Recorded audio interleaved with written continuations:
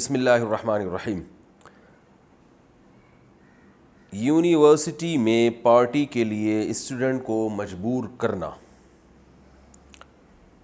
عابد علی صاحب نے ثوابی سے پوچھا ہے، یونیورسٹی میں نئے اسٹوڈنٹس کے لیے ویلکم پارٹی رکھنی پڑتی ہے، اس میں سینئر اسٹوڈنٹ سے پیسے لیتے ہیں، اگر کوئی بندہ قسم کھا لے کہ میں پیسے نہیں دوں گا لیکن یونیورسٹی والے مجبور کر کے اس سے پیسے نکلوا لیں تو اس قسم کا کیا کفارہ دینا ہوگا اور اس کا گناہ کس پر ہوگا؟ نیز اگر بار بار قسم کھائی ہو تو کیا حکم ہوگا؟ جناب عابد علی صاحب، پہلی بات تو یہ کہ نئے اسٹوڈنٹ کو ویلکم پارٹی دینے کے لیے پرانے والوں سے زبردستی پیسے لینا کسی بھی صورت میں جائز نہیں ہے۔ رسول اللہ صلی اللہ علیہ وسلم نے ارشاد فرمایا، لا یحل مال امرئ مسلم الا بطیب نفس منہ، کسی مسلمان کا مال اس کے دل کی خوشی کے بغیر حلال نہیں ہے۔ ظاہری طور پر اگر کسی نے شرم کی وجہ سے کہ لوگ کیا کہیں گے، یونیورسٹی والے مجھے کنجوس کہیں گے اگر میں نے پیسے نہیں دیے اور اس طرح کی باتیں کریں گے، بہت سے لڑکے اس بیس پہ پیسے دے رہے ہوتے ہیں تو ان کے پیسے حلال نہیں ہوتے، حرام شامل ہو جاتا ہے اس میں۔ تو اس لیے یونیورسٹی کو ایسا نہیں کرنا چاہیے۔ ہاں، ایک باکس رکھ دیں اور کہیں بھائی جس نے اپنی خوشی سے پیسے اس میں ڈالنے ہیں ڈال دیں تاکہ ہم نئے اسٹوڈنٹ کو پارٹی دے سکیں، ویلکم پارٹی دے سکیں ہم اس کو، جو نئے آ رہے ہیں تو اپنی خوشی سے جو اس میں ڈال دے، ٹھیک ہے، نہیں ڈالے تو بھی ٹھیک ہے۔ تو اتنا مجبور کرنا ہے کہ بندوں سے قسمیں توڑوانا شروع کر دی جائے، یہ تو بالکل ناجائز ہے۔ اور اگر کسی نے قسم کھا لی اور پھر بھی پیسے دے دیے تو قسم توڑ دی اس نے، قسم توڑنے کا کفارہ ہے 10 غریبوں کو 2 ٹائم کا کھانا کھلانا پڑے گا آپ کو۔ میرا خیال ہے وہ انہیں پروفیسر صاحب سے لیں جنہوں نے آپ کو قسم توڑوانے پر مجبور کیا ہے، ان سے کہیں کہ سر آپ 10 غریبوں کو میری طرف سے ایکسکیوز می سر آپ 2 ٹائم کا کھانا کھلا دیں تو آپ کی بڑی نوازش ہوگی۔ خیر وہ کہاں کھلائیں گے؟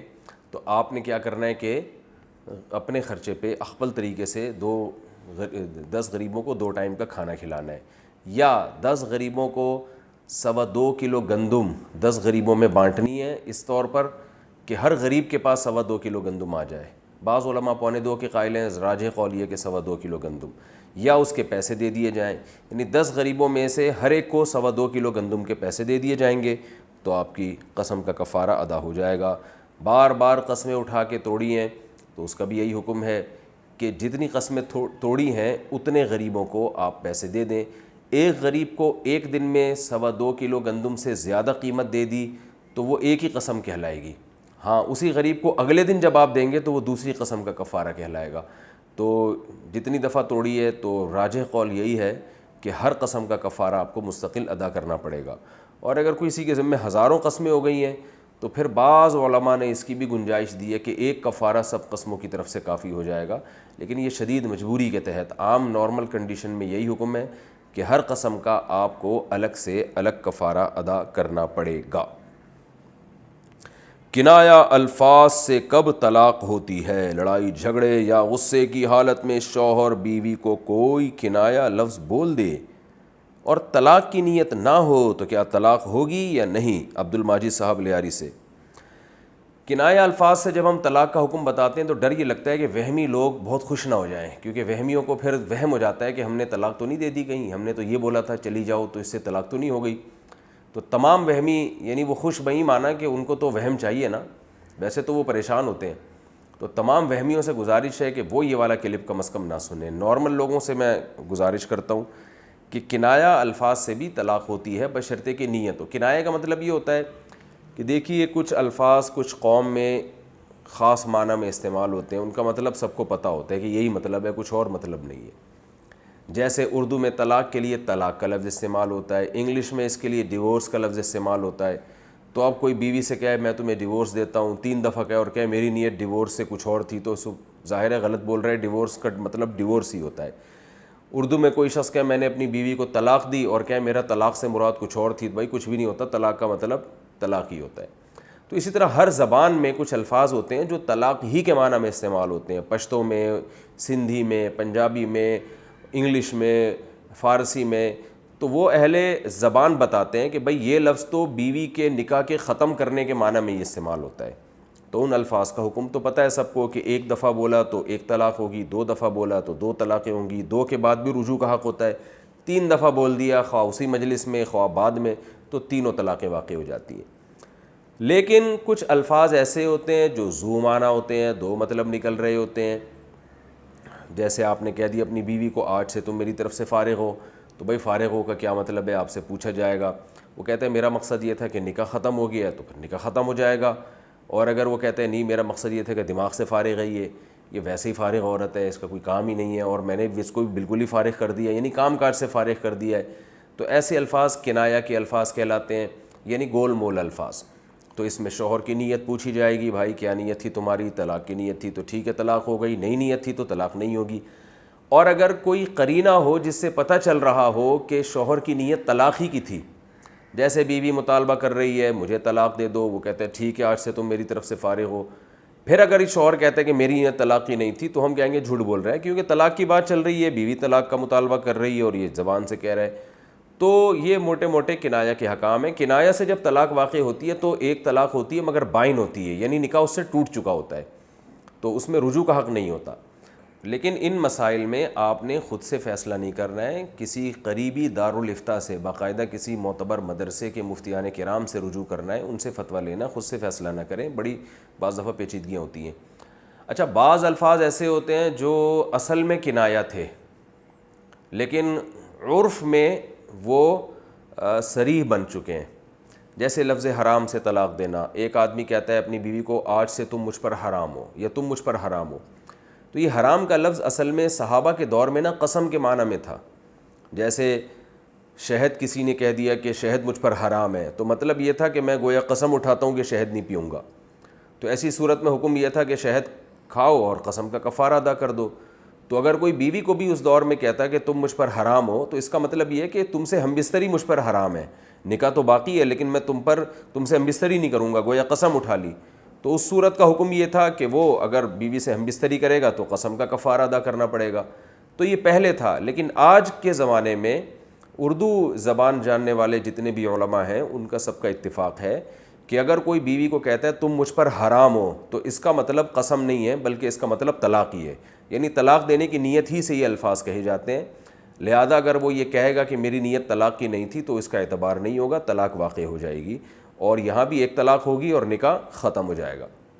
اگرچہ یہ صریح الفاظ ہیں لیکن نکاح ختم اس لیے ہوگا کہ صریح الفاظ بعض دفعہ سخت ہوتے ہیں، تو اس سے سختی کی وجہ سے اس سے نکاح بائن واقع ہوتی ہے، طلاق بائن۔ جیسے کوئی شخص بیوی سے کہہ دے تجھے طلاق ہے تو ایک طلاق ہے مگر رجوع کا حق ہے مرد کو، لیکن اگر کہے تجھے بہت سخت قسم کی طلاق ہے تو پھر طلاق تو ہوگی مگر رجوع کا حق نہیں ہوگا، نکاح ٹوٹ جائے گا، طلاق ایک ہی ہوگی۔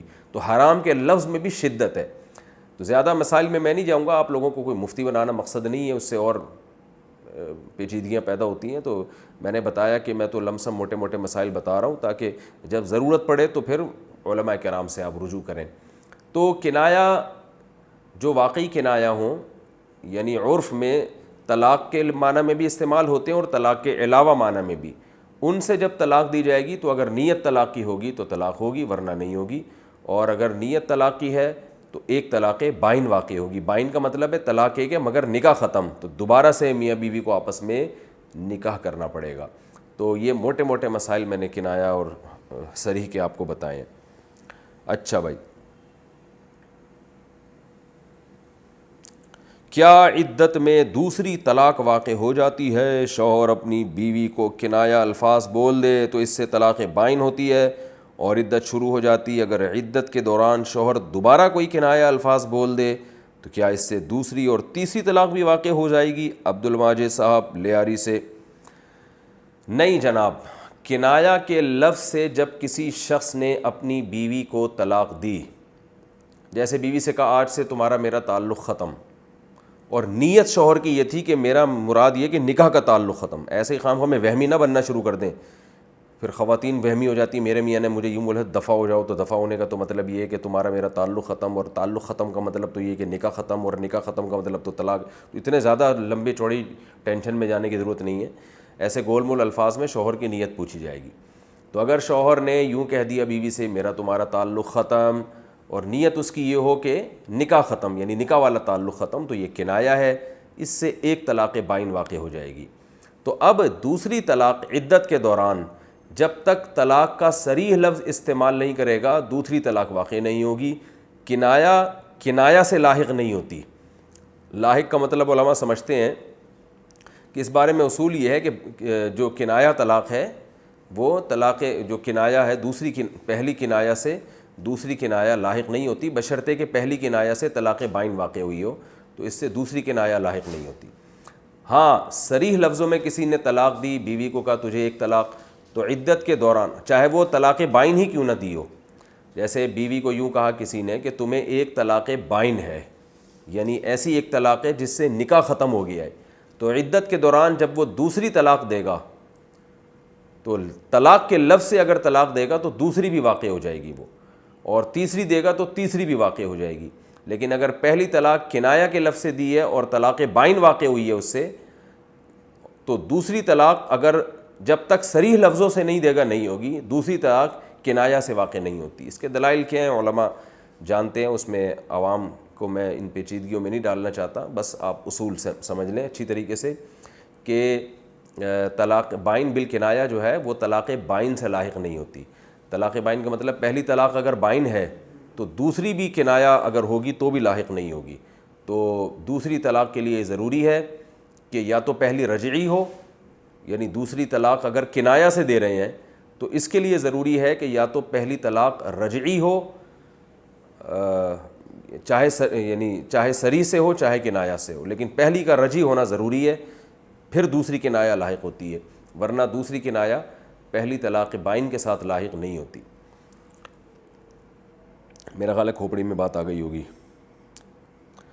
اچھا بھائی، اللہ کو ہر چیز کا علم ہے تو انسانوں کا امتحان کیسا؟ میری اپنے ایک دوست سے بات ہو رہی تھی جو کہ ایتھیسٹ ہے۔ اس نے مجھ سے ایک سوال پوچھا جس کا جواب میرے پاس نہیں تھا۔ وہ سوال یہ تھا کہ اللہ کو جب سب پتہ ہے کہ آج کیا ہوا، کل کیا ہوگا، آخرت میں کیا ہوگا، اللہ کو ہر چیز کا پتہ ہے، پھر انسانوں کا ٹیسٹ کس بات کا ہے؟ یہ جناب ریان صاحب نے دبئی سے پوچھا ہے۔ دیکھو، آپ کے ٹیچر کو یا ایگزامینر کو یا ٹیچر کو جس نے پورے سال آپ کو پڑھایا ہے، اسے پتہ ہے کہ آپ نے کخ بھی نہیں پڑھا ہے، اور آپ کے سامنے جب پیپر آئے گا تو آپ اس پہ گول انڈا بنا کے آئیں گے کیونکہ آپ نے کچھ پڑھا ہی نہیں ہے، اور اسی بیس پر وہ اس کو پتہ ہوتا ہے کہ آپ نے فیل ہونا ہے، پھر بھی وہ آپ کا امتحان لیتا ہے اور پیپر چیک کرتا ہے، اور چیک کرنے کے بعد اپنے مبارک ہاتھوں سے اس میں انڈا ڈال دیتا ہے۔ تو اسی طرح اللہ کو بھی علم کامل کی بیس پہ پتہ ہے کہ میں جب اپنے بندوں کو آزماؤں گا، جیسے اللہ نے سورہ ملک میں فرمایا خلق الموت والحیات لیبلوکم ایکم احسن عملا، اللہ نے موت اور زندگی کو اس لیے پیدا کیا، اللہ تمہیں آزمانا چاہتے ہیں کہ تم میں سے کون اچھا عمل کرتا ہے اور کون برا عمل کرتا ہے۔ تو اللہ نے ہمیں دنیا میں بھیجا آزمائش کے لیے۔ اللہ کو اپنے علم کی بنیاد پہ پہلے سے پتہ ہے کہ کون ایسا ہے جو اس آزمائش میں پورا اترے گا، اچھا بن کے آئے گا، کون ایسا ہے جو اچھا نہیں بن کے آئے گا۔ لیکن امتحان تو اللہ لیں گے نا، امتحان لیے بغیر کسی کو جہنم میں ڈال دینا یہ تو ایک قسم کا، ایک نوعیت کا ظلم سمجھی جاتی ہے نا یہ بات۔ جیسے ٹیچر کو سب پتہ ہوتا ہے کہ اس کمبخت نے سارا سال پڑھا ہی نہیں، بلکہ ابا اماں کو بھی پتہ ہوتا ہے ہمارے بچے نے کچھ بھی نہیں پڑھا ہے، اور امتحان میں پھرے کا بھی کوئی وجود نہیں ہوگا، کوئی نقل بھی نہیں ہوگی ایگزامینیشن ہال میں، تو پھر والدین کو بھی پتہ ہوتا ہے اس نے کرنا کیا ہے وہاں جا کے، ان کو پتہ ہوتا ہے فیل ہو جائے گا، پھر بھی امتحان لیا جاتا ہے۔ امتحان لیے بغیر کسی کو فیل نہیں کیا جاتا۔ تو پتہ ہونا اس کی علامت نہیں ہے کہ اب آپ سے امتحان لینا درست نہیں ہے یا آپ سے امتحان لیا تو یہ ظلم ہوگا۔ اللہ کا علم کامل ہے، اللہ کو پتہ ہے کہ کون انسان ایسا ہے جو اچھے عمل کرے گا جب میں اس کو آزماؤں گا، کون ایسا ہے جو عمل نہیں کرے گا۔ لیکن اللہ پھر بھی آزماتے ہیں تاکہ حجت قیامت کے دن تمام ہو جائے، انسان یہ نہ کہہ سکے کہ اللہ تو نے تو محض اپنے علم کی بیس پہ ہمیں جہنم میں ڈال دیا، تو نے چیک تو ہمیں کیا نہیں ہے کہ ہم اچھے تھے کہ برے تھے۔ تو ایسا نہیں ہوگا، بلکہ اللہ کہے گا دیکھو میں نے تمہیں آزمایا تھا، اور تمہیں دنیا کے ایگزامینیشن ہال میں نے تمہیں بھیجا تھا، اور میں نے تمہیں آزمایا، تمہیں اچھائی کا راستہ بھی بتا دیا اور برائی کا راستہ بھی بتا دیا، تم اپنی مرضی سے برائی کے راستے پہ چلے ہو. وہ الگ بات ہے میرا علم کامل ہے, مجھے پتا تھا تم نے برائی کے راستے پہ چلنا ہے, لیکن میں نے اپنے علم کی بیس پہ نہیں تمہیں جہنم میں ڈالا, میں نے پریکٹیکلی تمہیں دکھایا ہے کہ دیکھو تم نے یہ کیا ہے, تو تم اپنے عمل کی وجہ سے ایسا تم کر کے آئے ہو. تو اس لیے یہ کوئی اچھمبے کی بات نہیں ہے, عجیب بات نہیں ہے, بلکہ عین انصاف کا تقاضا ہے کہ اللہ محض اپنے علم کی بیس پہ فیصلہ نہیں کرتا, بلکہ بندوں کو آزماتا ہے اور دکھاتا ہے کہ دیکھو کہ تمہیں ہم نے موقع دیا تھا نیک بننے کا بھی برا بننے کا بھی, تم خود برے بن کے آئے ہو یا تم خود اچھے بن کے آئے ہو, تو اچھوں کا بدلہ جنت اور بروں کا بدلہ جہنم کی آگ ہے. اللہ تعالیٰ ہم سب کو اس آگ سے محفوظ رکھے.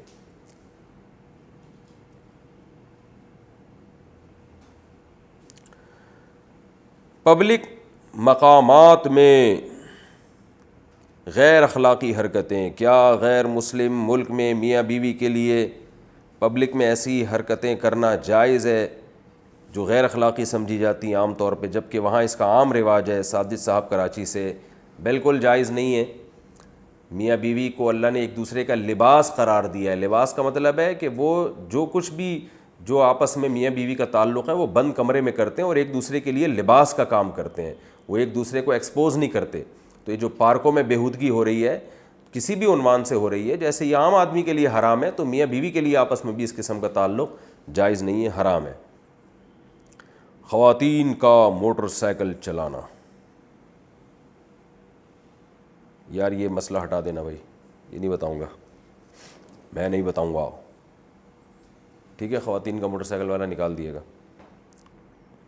کاروبار کی جگہ پر قصر نماز کا حکم. میرا گھر مظفر آباد آزاد کشمیر میں ہے اور میں پنڈی جا کر وہاں سبزی سپلائی کرتا ہوں.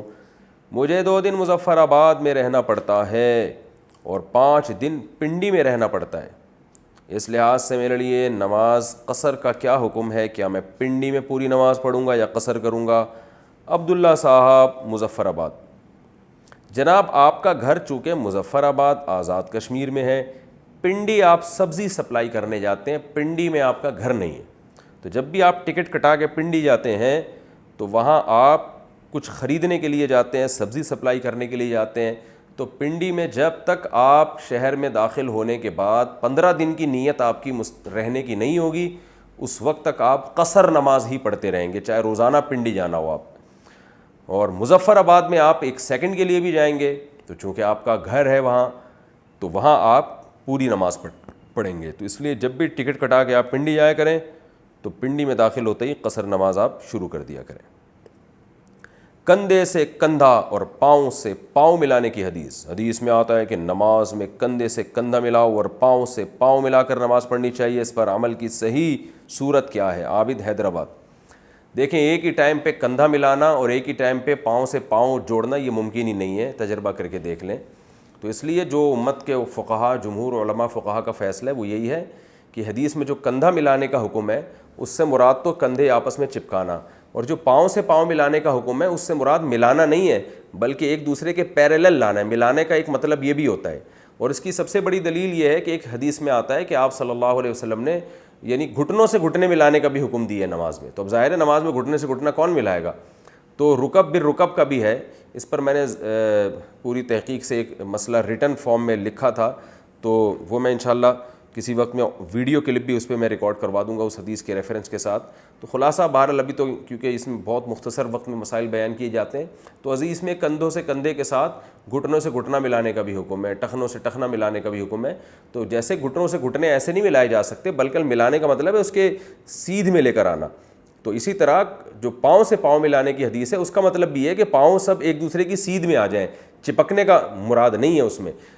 وجہ اس کی ہے کہ مل کے, جب ہم زیادہ تر حدیثوں میں آتا ہے مل کے کھڑے ہو, اور مل کے کھڑے ہونے کا مطلب عرف میں کندھوں سے کندھا ملانا سمجھا جاتا ہے. جب بھی آپ صف بنا رہے ہو یا 2 آدمیوں کے یہاں مل کے کھڑے ہو تو ملنے کا مطلب عرف میں ہوتا ہے کندھے سے کندھا ملایا جائے. تو حدیث میں بھی جہاں مل کے کھڑے ہونے کا حکم ہے, صفوں میں خلا کو بند کرنے کا حکم ہے, تو اس سے کندھے سے کندھا ملانا مراد ہوگا, کیونکہ حدیث کا بھی وہی مفہوم بیان کیا جائے گا جو اس دور کا بھی عرف تھا اور آج کا بھی عرف ہے. تو اس لیے یہ جو پاؤں سے پاؤں ملانے کی روایات آج کل ہمارے معاشرے میں ہے, یہ پہلے اس کا ہمیں کوئی ثبوت بھی نہیں ملتا, کتابوں میں بھی ثبوت نہیں ملتا, یہ بھی بعد میں کچھ علماء کی ایک رائے ہے جو دنیا میں پھر پھیل گئی. تو ہمیشہ سے صفیں مسلمان ایسے ہی سیدھی کرتے آئے ہیں کہ کندھے سے کندھا ملا کے کھڑے ہوتے رہے اور پاؤں سارے ایک سیدھ میں. تو یہ جو طریقہ آج کل بعض مساجد میں رائج ہو گیا کہ پاؤں ٹخنے سے ٹخنا ملا دیتے ہیں اور پھر ٹانگیں بہت زیادہ چوڑی ہو جاتی ہیں اس سے, تو وہ طریقہ ویسے بھی ادب کے خلاف معلوم ہوتا ہے. اس طرح اللہ کے سامنے کھڑے ہونا, کسی بھی محفل میں ادب سے کھڑے ہونے کا جو طریقہ ہے تو وہی طریقہ اللہ کے سامنے بھی کھڑے ہونے کا ہے. تو کہیں بھی آپ پاؤں کو اتنا زیادہ چوڑا کر کے نہیں کھڑے ہوتے, اس کو عرف میں ادب کے خلاف سمجھا جاتا ہے. تو اللہ کے سامنے بھی کھڑے ہونے کے لیے نارمل انداز میں ہی کھڑا ہونا پڑے گا, اور ہاں پاؤں اور گھٹنے سب ایک سیدھ میں ہونے چاہیے. تو یہ ہماری رائے ہے اور یہی جمہور علماء فقہا کی رائے ہے. وضو میں چہرہ دھونے کا طریقہ. وضو میں چہرہ ایک کان کی لو سے دوسرے کان کی لو تک دھونا ضروری ہے. اس کا صحیح اور عملی طریقہ بتا دیں. حامد صاحب انڈیا سے. میں نے پورے بیان میں نا, آپ میرا شارٹ کلپ دیکھ لیں, یوٹیوب پہ اپلوڈ ہوا ہے 15-20 دن پہلے, اس میں پورا وضو کا طریقہ بتایا ہے. تو وہاں آپ دیکھ لیں کہ چہرہ کیسے دھویا جاتا ہے. ورنہ یہ تو کامن ہی پتہ ہے آپ کو, بھائی پانی لیں یوں کر کے ڈالیں چہرہ دھو لیں, بس یہی ہو جائے گا. اب کان کی لو کا اگر آپ کو نہیں پتہ ہے تو کان کا تو پتہ ہی ہوگا, کان جہاں ختم ہو رہا ہے وہاں سے, یہ یہاں سے لے کے یہاں تک. کسی کے داڑھی ہے تو پھر یہاں سے لے کے یہاں تک. اچھا بھائی, نماز میں جلسے کی دعا. 2 سجدوں کے درمیان جلسے میں کون سی دعا پڑھنی چاہیے؟ اس میں جو مختلف الفاظ ہیں, اللہم اغفر لی ورحمنی واستر لی وعافنی وارزقنی, کیا ان الفاظ میں کی ترتیب آگے پیچھے کر سکتے ہیں؟ اس میں گناہ تو نہیں ہوگا؟ حامد صاحب انڈیا سے. نہیں بھائی گناہ تو نہیں ہوگا, لیکن جو الفاظ حدیث سے ثابت ہیں اسی پر اکتفا کرنا چاہیے, خاص طور پہ نماز میں. تو اللہم اغفر لی ذنبی ووسع لی فی داری وبارک لی فی رزقی. اللہم اغفر لی ذنبی, اللہم اغفر لی وارزقنی واجبرنی وارفعنی, یہ الفاظ ہیں. یہ تو میں نے پہلی جو دعا ہے وہ تو وضو میں ہے. یہ جو دوسرے الفاظ ہیں, اللہم اغفر لی, اللہم اغفر لی وارحمنی واجبرنی وارزقنی, یہ الفاظ ہیں اور اس سے ملتے جلتے بھی الفاظ ہیں. تو جو بھی کسی کو حدیث میں کوئی بھی الفاظ ملتے ہیں وہ پڑھ سکتا ہے.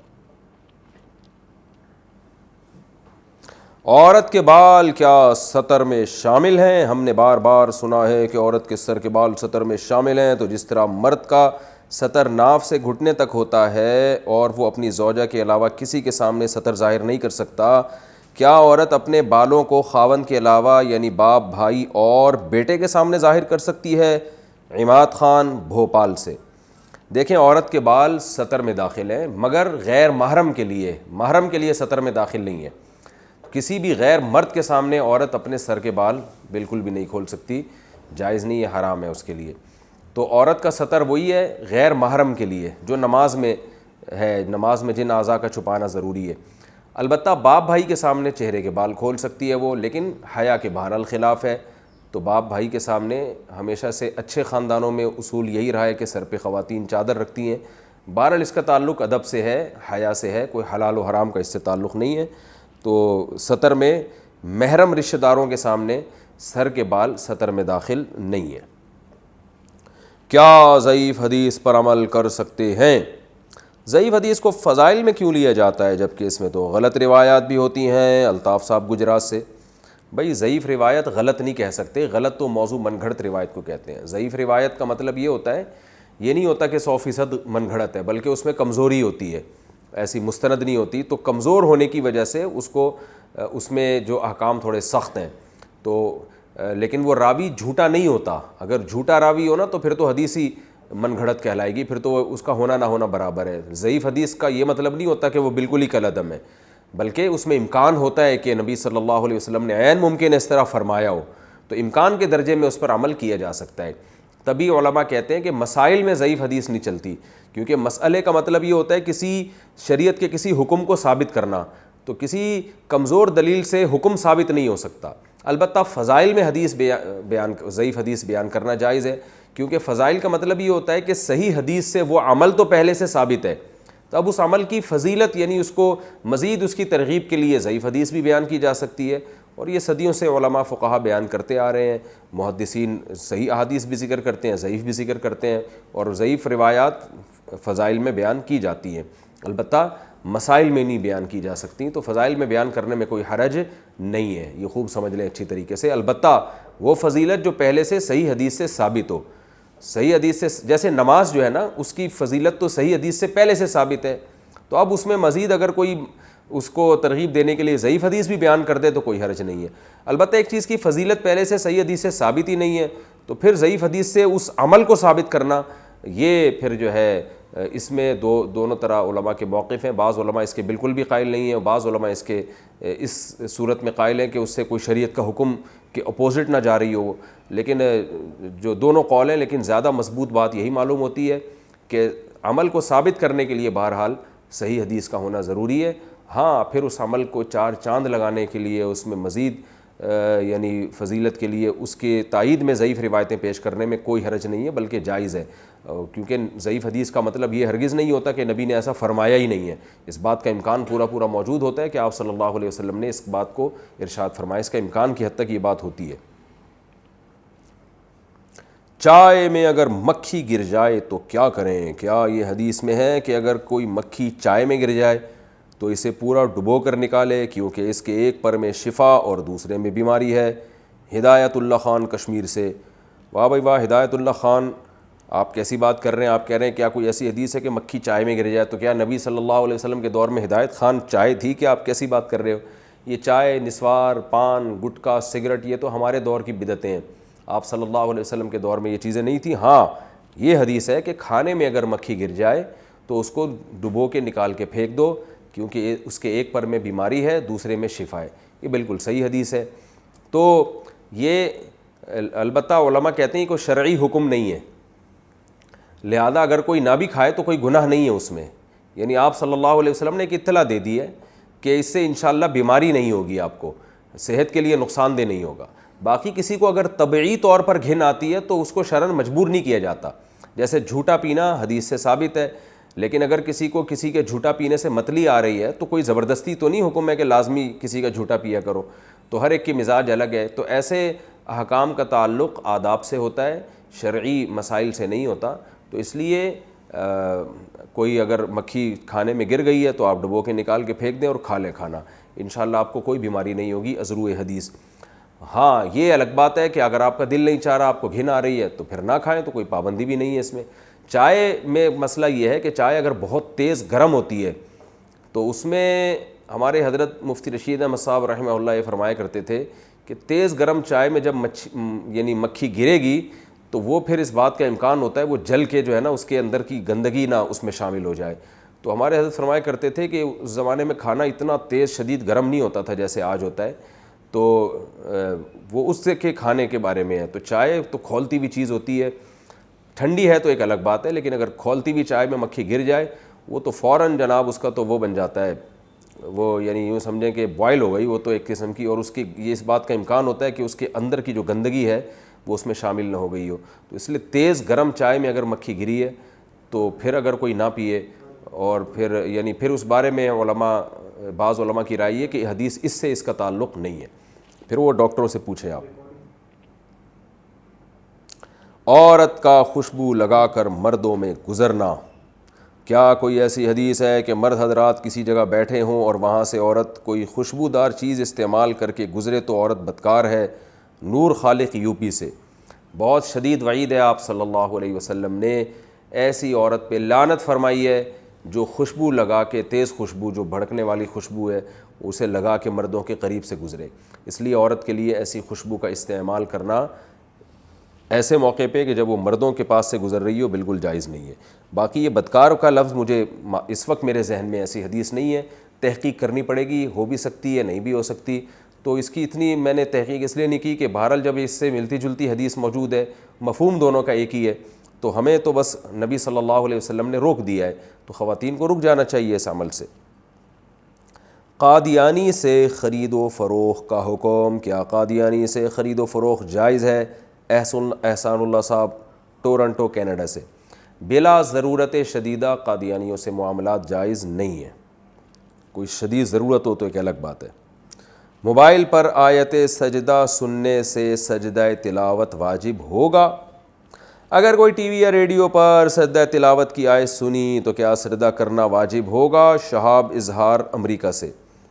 اس مسئلے میں عرب علماء اور بر صغیر کے علماء کی رائے میں اختلاف ہے.